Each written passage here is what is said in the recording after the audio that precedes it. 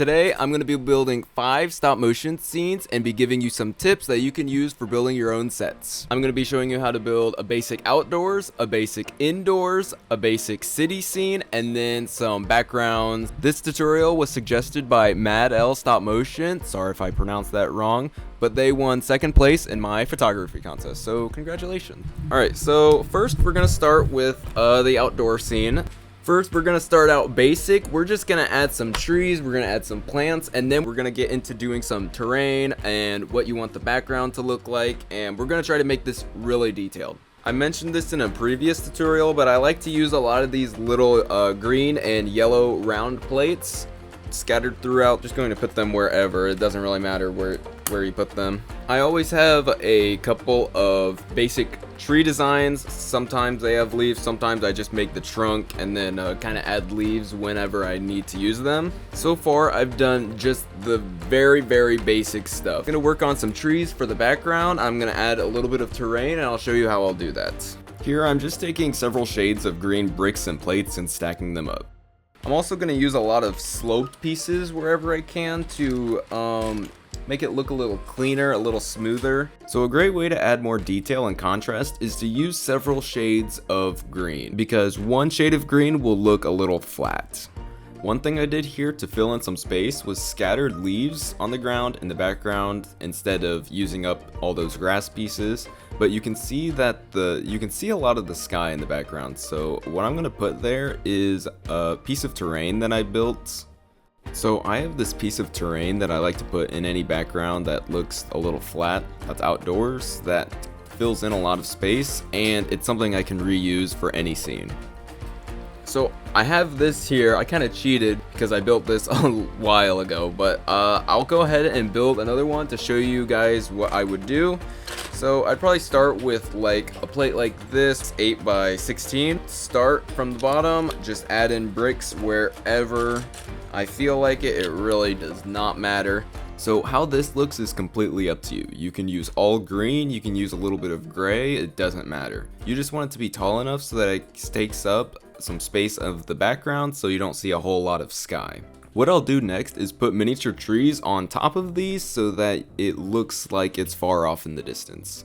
And then of course here I'm just building some more trees and adding leaves. Once again, the shape of your tree is completely up to you. You just want to make sure it has arms that reach out so that you can put leaves on easier and it looks a little more natural. The miniature trees are just a couple of brown bricks stacked on top of each other with some leaves on top. And you can see here the background is looking a lot nicer. Usually you won't even see that if you're focused on a close-up character, so even more so, it doesn't matter what it looks like, as long as it's just covering up the sky.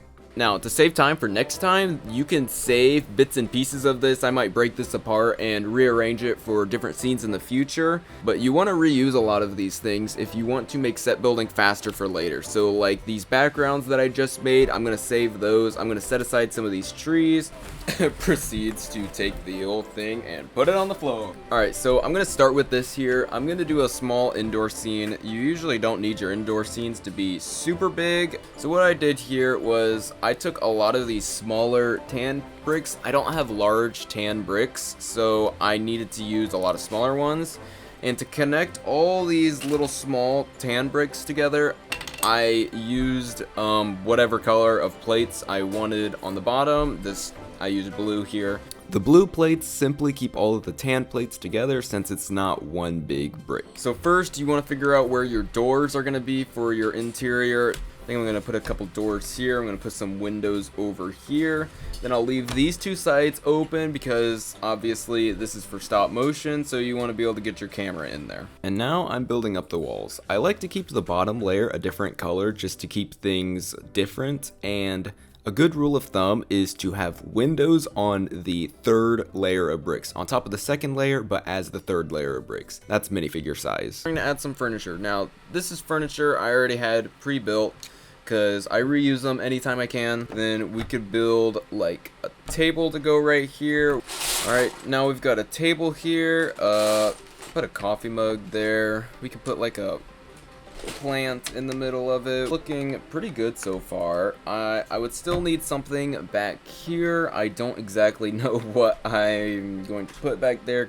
I would add in a background with trees and stuff. So I would basically just take what I just now built, that first part that I built, and set some in the background. For now, I'll call that good. A few tips. Add a lot of windows, the light coming in adds a lot of detail. Stick with your color scheme. So here I did mainly brown and tan. There were a couple things like the red coffee mugs, the yellow flowers. They don't have to match perfectly, but like the furniture, you want them mostly to match with a couple colors. To add a lot of detail to these, you can add like shelves. You want to make sure your house has lots of nice looking furniture. And look around your house, what kind of details and what kind of decorations you have, and try to recreate those. Go from an example. That's kind of what I did here. So I think that's good for this scene. I'm going to go to the city scene. Puts it on the floor again. I'll put that away later. Here I'm setting up my larger sets because I would obviously just use these as my city scene, but you can use smaller buildings or you can build your own buildings. You don't have to use giant Lego sets for your background. This is basically what I would do. I would just set up big structures in the back. That's a basic city scene. Put a road out here. It could be like construction paper. It could be dark gray bricks. It could be black bricks. But it's not the cheapest option. But you don't have to do that. You can build your own buildings. To save bricks, you're only going to need to build one side. So we're going to do that. We're going to build one side of the building. We're going to start with this 8x16 plate. Start off, I'm going to kind of observe what these buildings look like, how Lego does their buildings. Going off an example is one of the best ways to improve your building skills.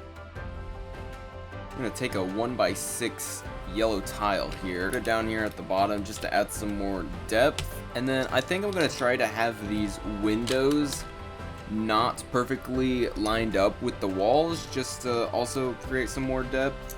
So what I'm doing here is I'm going to build up these bricks behind the windows so that I can put some jumper plates back here and kind of offset them from the wall. These are a couple of the basic techniques that I'm using to add some more depth, some more details. Here you can see the jumper plates. And then I would keep building up, keep using some of these techniques. I don't know a whole lot of special building techniques, but these are a couple of them that I use. I also didn't have a huge variety of different yellow bricks, so I was kind of limited in what I could do, but this is what I came up with. Alright, so this is what I made for the first floor. And then going up, I'd probably just use a different color. This is about as much as I know for adding detail to buildings, but you can observe from larger sets what kind of details they use, how they offset the windows, or they add extra depth. Here's the finished product.